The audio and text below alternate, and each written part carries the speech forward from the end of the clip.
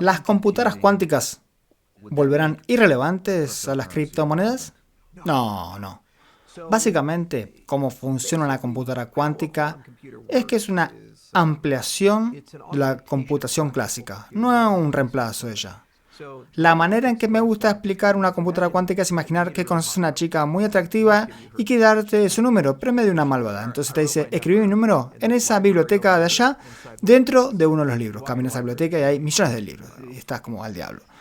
Pero es legítima. Escribió su número ahí, pero ¿cómo lo encontrás? Una computadora clásica, ¿cómo funcionaría? Es que empezarías por una de las estanterías, sacarías cada libro y pasarías por todas las páginas hasta ver si encontrás el número. Si querés adelantarlo de dos maneras, puedes hacerlo de forma secuencial, o sea, aumentar la velocidad con que pasas por los libros, o en paralelo. En paralelo, haces que tus amigos te ayuden a buscar. Entonces tal vez tengas 5 amigos y vos y 5 amigos más están revisando libros. Ahora tenés 6 núcleos funcionando. Y si quieres hacerlo de forma secuencial, eso es tu velocidad de reloj. Así que durante mucho tiempo, de los años 30, cuando empezamos a hablar de estas cosas hasta hoy, ese ha sido el paradigma de la computación: acelerar la velocidad del reloj o hacerla más paralela y encontrar algoritmos que permitan eso. La computación cuántica es fundamentalmente diferente. Lo que hace es decir, ok, eso es lo que vamos a hacer. Tenemos 3 cosas.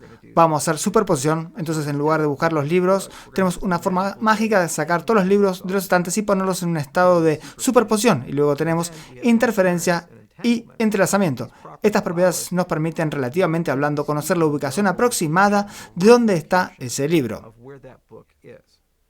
Luego los volvés a poner todos en las estanterías, pero el área que tiene el número, esos libros, los sacamos un poco. Entonces todavía tenés que hacer lo clásico, abrir el libro y leer las páginas, pero ahora, en lugar de buscar a ciegas entre todas las posibilidades, sabes el área aproximada a la que tenés que ir. Vas ahí, sacas ese libro y aquí el número está ahí, vas a tener relaciones, felicitaciones, la vida es buena.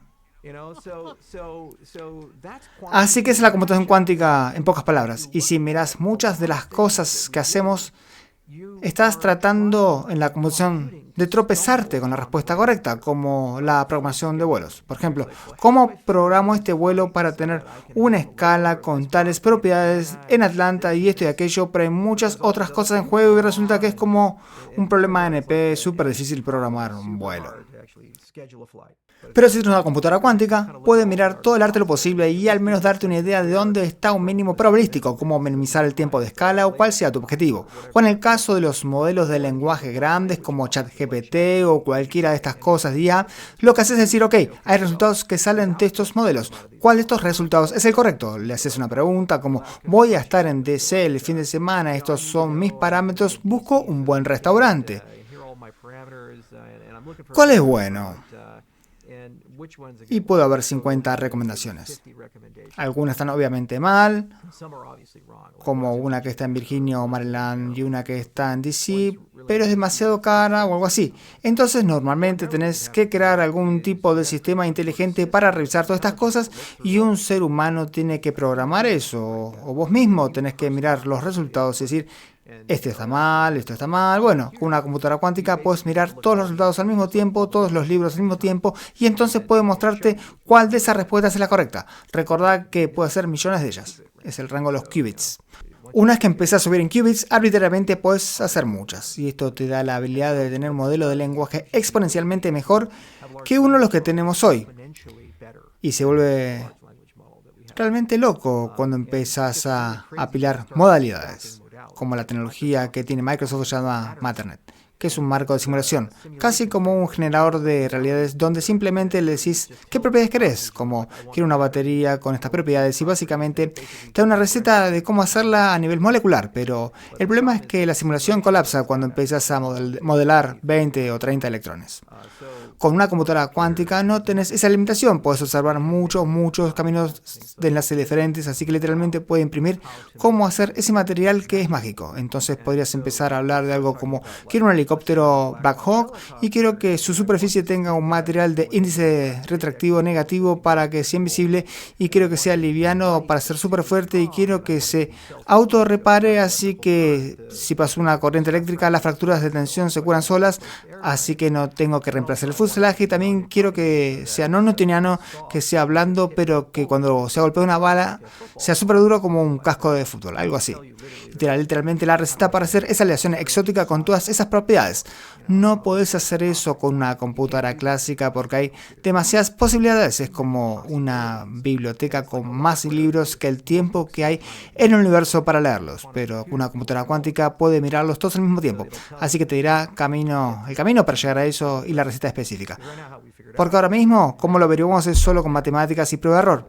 Vas al laboratorio, haces algunas cosas, pensás, creo que está por acá, y después haces un montón de experimentos hasta que tropezaste con el material.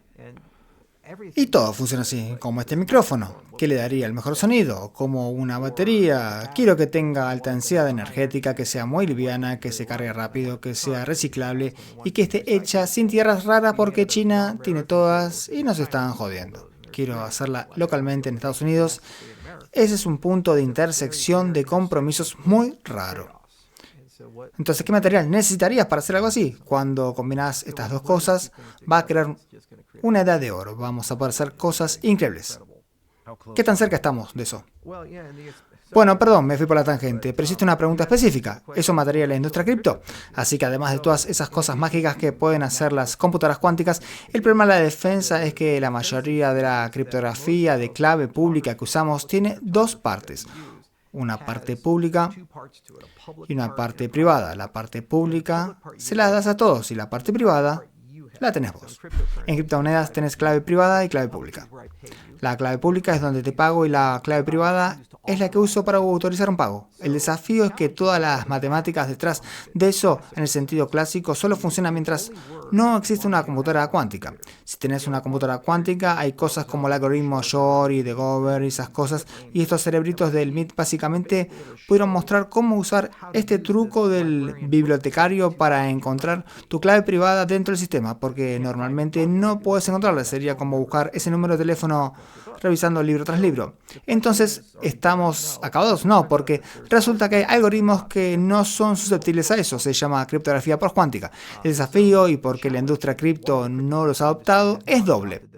Uno es que son nuevos y altamente ineficientes. En muchos casos, para usar un algoritmo postcuántico, los tamaños de las claves son 10 a 100 veces mayores y requieren mucho más cómputo, y como son nuevos, no han sido probados matemáticamente con el mismo rigor. RSA, que es la base de la seguridad de Internet, fue inventado en los años 70 y todavía los usamos hoy. Así que como 50 años de pruebas duras y análisis exhaustivos, la criptografía de curvas elípticas surgió en los años 80 por un amigo mío, Neil Koplex, y escribió un hermoso artículo llamado El camino serpentino de las cripto de curvas elípticas. Y aunque fue inventado en los 80, no despegó hasta los 2000 porque le tomó más de 15 años convencer a la gente de que era segura. Tuvo que hacer todo este trabajo y lobby. Así que los criptógrafos tienden a ser profesionalmente paranoicos por diseño y adoptan las cosas muy lentamente. Y el otro tema es la estandarización. Incluso si tenés una idea brillante, nunca querés implementar un esquema no estándar de criptografía porque los fabricantes de hardware te van a arruinar. Cuando miras tu teléfono o computadora, los chips tienen circuitos especializados para cripto que el Departamento de Comercio a través de NIST estandariza. Así que AES-RSA, ciertas curvas elípticas, esas cosas tienen aceleración real en hardware y corren 100 veces más rápido. Si elegís algo no estándar y solo usas software, vas 100 veces más lento que tu competencia que usas el estándar. Así que tenés que esperar a que NIST estandarice algo. Y lo bueno es que ya lo hicieron. Trabajamos con ellos junto a docenas de otros grupos criptográficos porque tenemos unos grupos de investigación más grandes del mundo en cripto. Trabajamos 168 científicos en laboratorios de Stanford, CMU, Universidad de Edimburgo, etc. Y escribieron los FIPS 203, 4, 5, 6, que son estándares para cripto postcuántica tanto en hash como en lattice.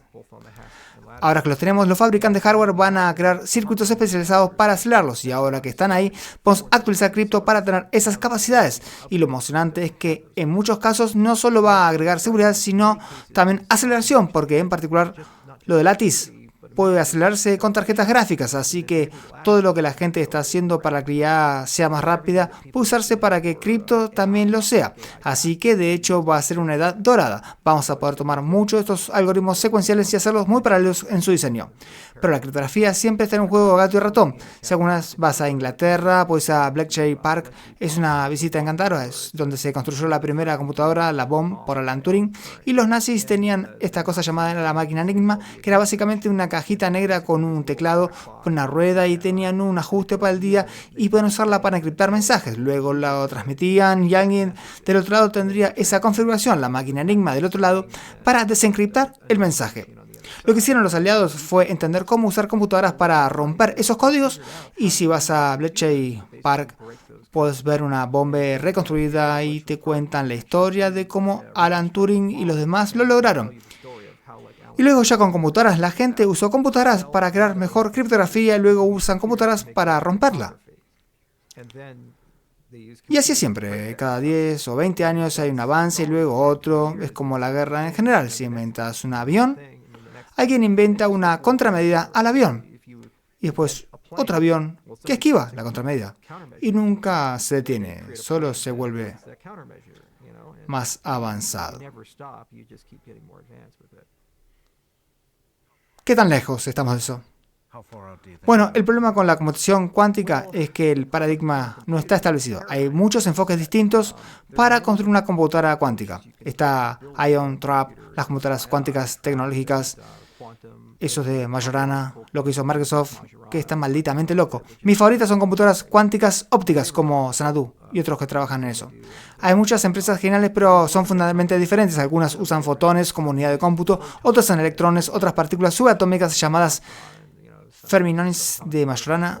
Todos esos enfoques distintos, alguien va a descifrarlo, y la parte difícil no es el cómputo en sí, es la corrección de errores. El problema con la computación cuántica es que el estado de superposición y entrelazamiento es extremadamente delicado, tan delicado que cualquier perturbación puede causar un fallo en cascada en el cómputo. La mayoría de estas cosas tienen que funcionar cerca de cero absoluto, hay que enfriarlas muchísimo y mantener todo el ambiente libre de interferencias. Y aún así el cómputo puede colapsar.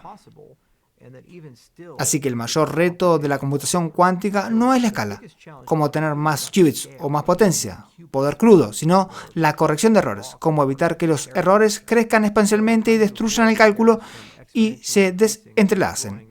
Ese ha sido el enfoque principal. Y ya sea Google con Willow o lo que acaba de anunciar Microsoft con Majorana, estamos viendo avances sistemáticos en todos los aspectos.